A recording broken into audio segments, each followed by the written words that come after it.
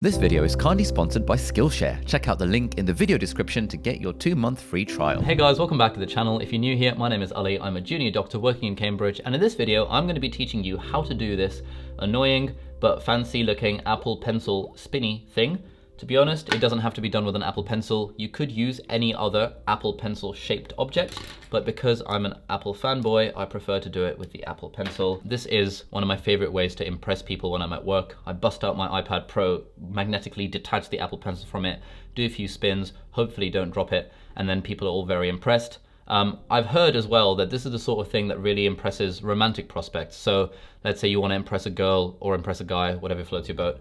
I think getting your pencil out and spinning it around a bit might be a good idea. Anyway, if you want to learn this, here's how this video is going to be broken down. Firstly, I'll go over the high-level theory, the abstract concept of how do you actually spin an Apple Pencil. And then in the second part of the video, we'll switch the cameras so we can slow it down and we can show you in slow motion how this actually works. And then once you get the skill, then you can just use it forever. And it's a skill that will never ever leave you and will be impressing people in your wake for the rest of your life. So yeah, let's get into part one where we talk about exactly how to spin an Apple Pencil.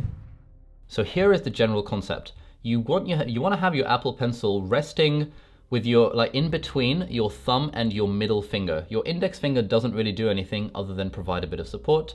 So this is sort of your starting position.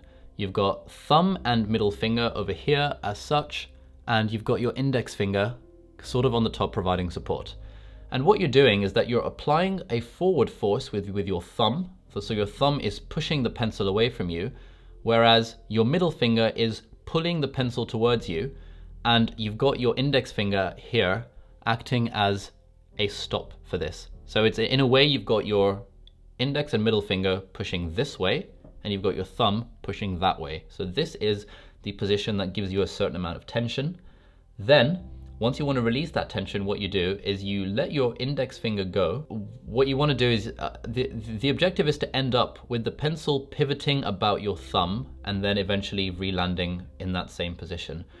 So you want to push towards you with your middle finger. So you're kind of in this position, and then you're pushing towards you with your middle finger, and then it's coming towards you, and then eventually, if you try this enough times, you get the knack for it, such that the pencil is then able to rotate about your thumb and it kind of lands in the same place. So here's that again. I've got my index finger providing support, middle finger pushing towards me, thumb pushing that way, and the pencil is pivoting about my thumb to land in that same position. That's pretty much how it works. Let's now switch to slow-mo and we can show this in, slow motion. All right, so we've got this overhead camera now filming in 100 frames per second, which means I can slow it down 4 times and it'll still look legit. So this is how it works in slow motion.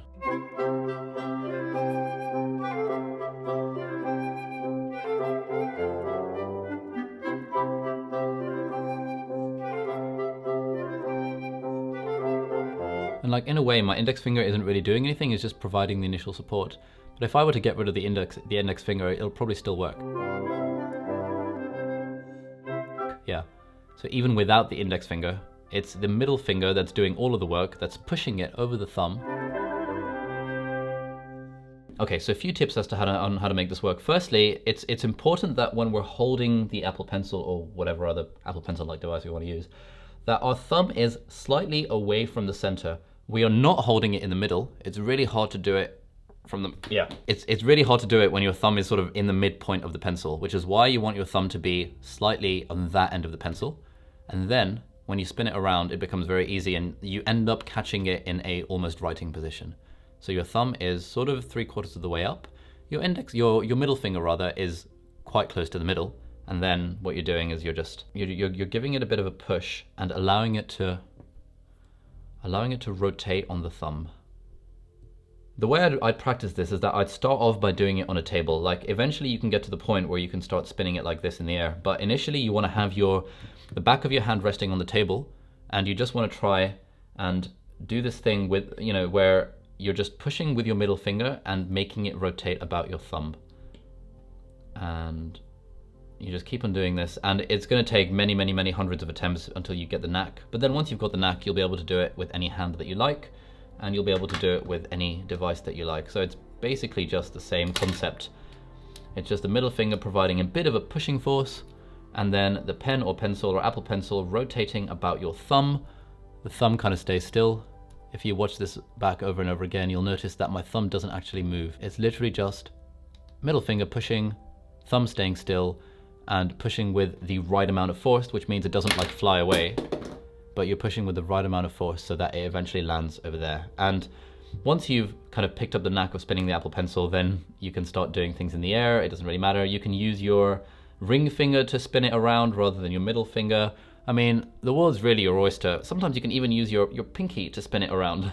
Oh, there we go, yeah.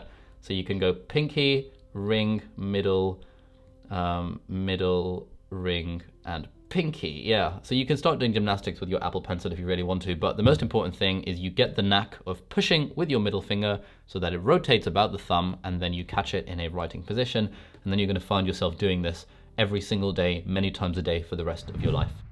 All right, so that was how to spin an Apple Pencil. I hope you found this video useful, and I hope you're going to be practicing this technique for many, many hours, and that one day you'll leave a comment on this video saying, thank you, I now know how to spin an Apple Pencil. I have been impressing people with it, and I've even managed to attract a spouse by my spinning of my Apple Pencil or whatever other Apple Pencil shaped implement you would like to use. The cool thing about the world of Apple Pencil spinning is that it doesn't stop there. Once you've learned how to spin an Apple Pencil, you then have a magical power, and you can use that magical power to do other sorts of tricks. For example, you could get a coin and you could start doing all this kind of fancy stuff with that coin. And that's always guaranteed to impress people. If you wanted to, you could even take that same coin and you can use your Apple wand as a magic wand to make it disappear. If coins don't float your boat, you can even use like small objects. This is a date that I got from my kitchen, for example. You can just grab that, use your magic wand, and you can make it disappear without any camera tricks involved. And ultimately, you can get to a point where you don't even need your Apple Pencil. You'll just be able to take a coin, you'll be able to put it into your hand, and it would go invisible, just like that, with absolutely no camera tricks, obviously. So yeah, thank you for watching. I hope you enjoyed this video. Before we wrap up, I just want to say a massive thank you to Skillshare for sponsoring this video. You've probably heard of them. Skillshare is a massive online learning community with thousands of online classes from all sorts of things, ranging from entrepreneurship to creativity to graphic design to video editing to coding, pretty much anything you can think of. It's very affordable as well. The premium membership is less than $10 a month and gives you access to all of these classes. And I've recently enjoyed this class that's made by the animators behind the Kurzgesagt YouTube channel, which is one of my favorite YouTube channels of all time. And this class teaches you how to animate illustrations in Adobe After Effects. Animation and illustration is something that I've never really done before, and so I'm browsing loads of different Skillshare classes to try and get a hang of it so that when I'm making these YouTube videos, I can then start using animation and illustration. If that sort of thing sounds up your street, then you should definitely sign up to the free trial of Skillshare. I've got a link in the video description, and the first 500 people to click that link will be able to get 2 months of Skillshare Premium completely free of charge, so you can browse the classes to your heart's content. And you might also like to follow my own Skillshare account as well. I'm working on a series of videos where I talk about how I film, edit, produce these YouTube videos. So if you like the editing of these videos and think the quality is reasonable, you might like to follow my profile and wait for those classes to come online. But yeah, thanks again to Skillshare for sponsoring this video. And I suppose that brings us to the end. Thank you very much for watching. If you liked the video, please give it a thumbs up. If you haven't subscribed to the channel, then please consider doing so. Have a lovely day, and I'll see you in the next video. Goodbye.